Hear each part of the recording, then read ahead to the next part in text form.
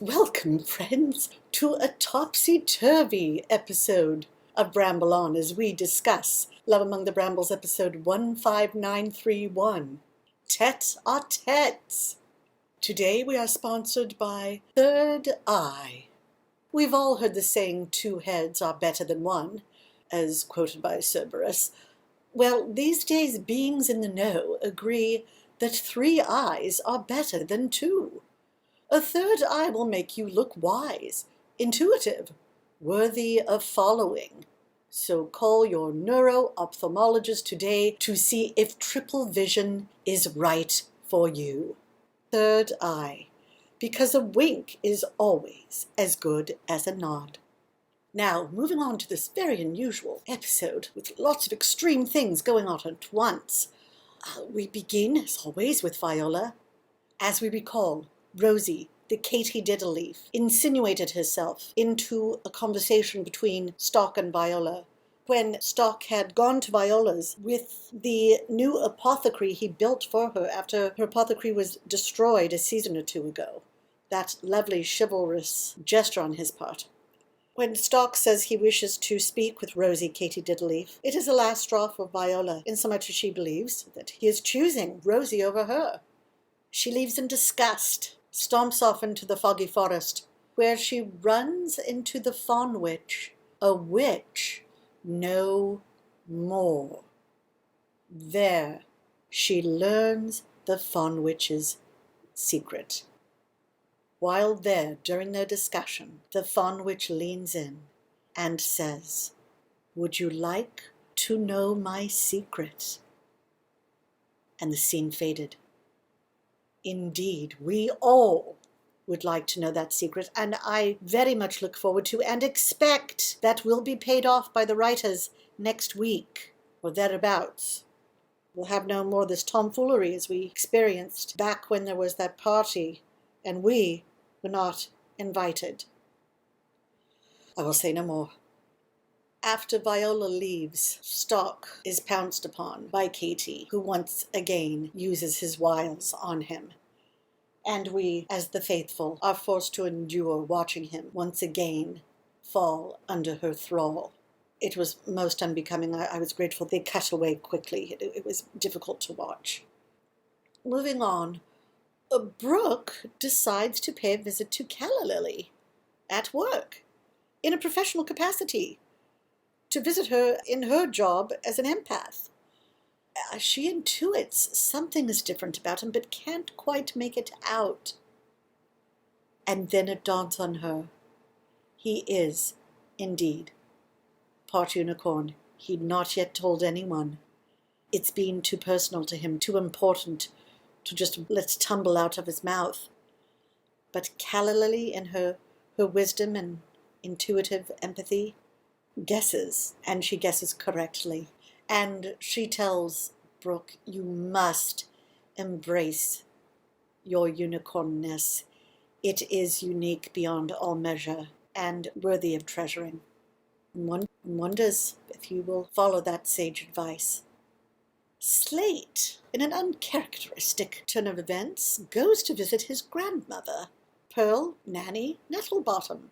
And of course, the moment he walks in the door, she puts the kettle on and they have tea. This following last week's episode when Citron, Slate, Brook, and Magnolia had a lovely day out together in the forest, and very uneventful, very inconsequential, and it was absolutely lovely and endearing. And now in that same vein, he goes just for a social visit to Nanny.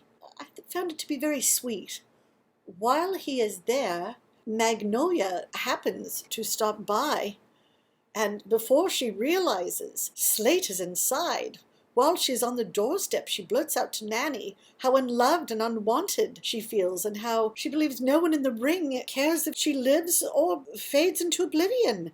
And Slate overhears all this. When Nanny intimates that she has a visitor, Magnolia peeks inside and sees Slate, who acts like he didn't hear a thing. Magnolia beats a hasty retreat. One doesn't know if she realizes Slate heard her. And what will Slate do with his information, now that he is seemingly growing up, so to speak? As for Slate's career, we know that he had gone to the Sealy Hole seeking employment. Unbeknownst to him, Citron goes to Mayor Hollow on Slate's behalf and pleads his case, saying, I feel that you should hire my brother for this mayoral assistant position at Seeley Hall. She believes it would be good for him. She knows it's done wonders for her. And it has. She's grown immensely.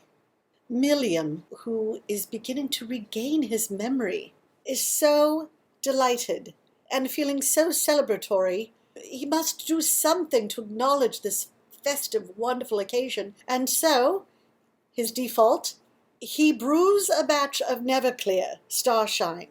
However, having not done so in a while, and it being an activity requiring strength and endurance and such an aerobic ability, and him not being as young as he used to be, after making the batch, he falls asleep beside an open flame.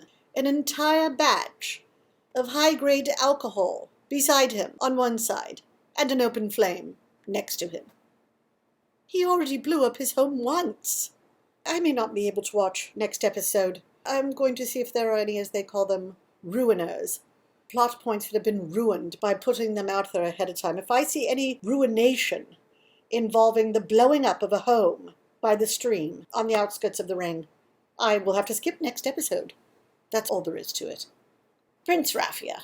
I don't know if he's coming or going. We had, several episodes ago, him searching for how the Fawn Witch lifted the curse. Then he found out it was Viola who assisted the Fawn Witch, and he again renewed his vow to ruin the Brambles. Last episode, he decided to do better. It just occurred to me, perhaps he meant better at his vendetta. A better vendetta. One inferred that he meant to be a better person. But now, well, in this episode, I suppose that is all moot, insomuch as Lena comes to him and talks him right back into that vendetta against the Brambles, working to ruin them. Is there more to her story than we know? Does she have some long-standing grudge against the Brambles? Was her daughter's marriage to Slate not an accident? Not serendipitous happenstance? I'm keen to find out. One wonders. And last, Dodd, with a feeling of overwhelming kinship for the Fae, moves in with Stalk and Brook as part of his Fae training. After having been made an honorary Fae, all agreed he needed to be schooled in the ways of the Fae. I see a great many opportunities for comedy where that is concerned. There is no mention that when he arrived at Stalk's that he encountered Rosy Katie Diddleaf, so I think it's safe to say there is no conflict there as of yet. This episode received a 3 mushroom 1 flower rating. I expected it to do better.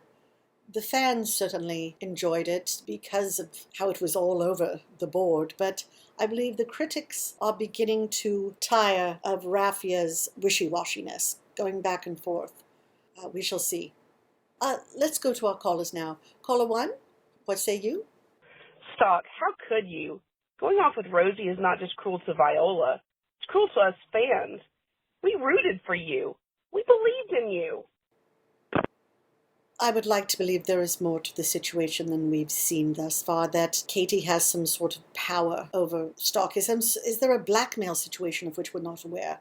It doesn't appear that way. His eyes glaze over. It's not fear written on his face, it's powerlessness. Caller number 2, what do you have to say about this episode? Oh, I love the scene when Brook went to Calli for an empath session. I could tell right away something was different about him. The look on his face when she said he should embrace being a unicorn, it was the sweetest thing I've seen in centuries. Oh, I can't wait to see where his storyline goes. I too thought it was lovely that Calli was able to tell not only that something was different about Brook, but specifically what it was. That must be very encouraging for him. We know how long he dreamed of becoming a unicorn, and to hear that he does have unicorn blood flowing through his veins is a lovely testament to the heart of this show. I too look forward to more from this storyline and to seeing what that means for him specifically as a Fae. Caller 3, you are our last call. What say you? Nanny, sly, okay? Pretending to need to go to the kitchen when you were really just playing matchmaker between your grandson and Magnolia? Nanny's heart is so pure. After all Magnolia has done and done wrong over the years, it takes a pretty special lady to be so forgiving. That's one of the many reasons I love her. She's been my role model for as long as I can remember. Ah, yes. The scene about Nanny. Last episode, as you recall, was it the one before, when Nanny was reenacting scenes from William to help restore his memory? They had a comedic bit where she did this pantomime during the end credits. And they have repeated that. It was hugely popular. They repeated that this episode right when it looks like Magnolia is about to run off in embarrassment after going to Nanny and saying at her doorstep, I feel so unloved and unwanted. Nanny invites her in and then excuses herself to the kitchen, thereby leaving Magnolia and Slate together. And we see her mouthing the words in the kitchen, over a pot, over the kettle, while she makes the tea, mouthing the words to an ancient fey incantation that is meant to purify the space and bring about what is innately there, dropping the heart-shaped sugars into the teacups that she's preparing for the two teenagers. Certainly it's not a love potion by any means, but we see those heart-shaped sugars go in the cups, and we know that that is part of the ritual of clearing out the space to allow for the true intentions to come out as part of the Heart's Desire Incan tea, Heart's Desire tea blend preparation. That was just lovely. Thank you for mentioning that, caller. Well, I will look forward to seeing you all next Plulu, with episode 15932, only 3 regular episodes until our 2 Holyloom episodes that will round out this season in the Seppel. The next episode is titled Muddied Up. In it, the ring encounters an unseasonal storm. Pearl, Nanny Nettlebottom, intuits that one of her family is in danger, and a crisis is averted. Very much looking forward to seeing how this all pans out, how they weather the storm, how the storm passes. Until then, friends, do keep calm, bramble on, avoid storms, and be kind to one another. Cheriste son, tutan.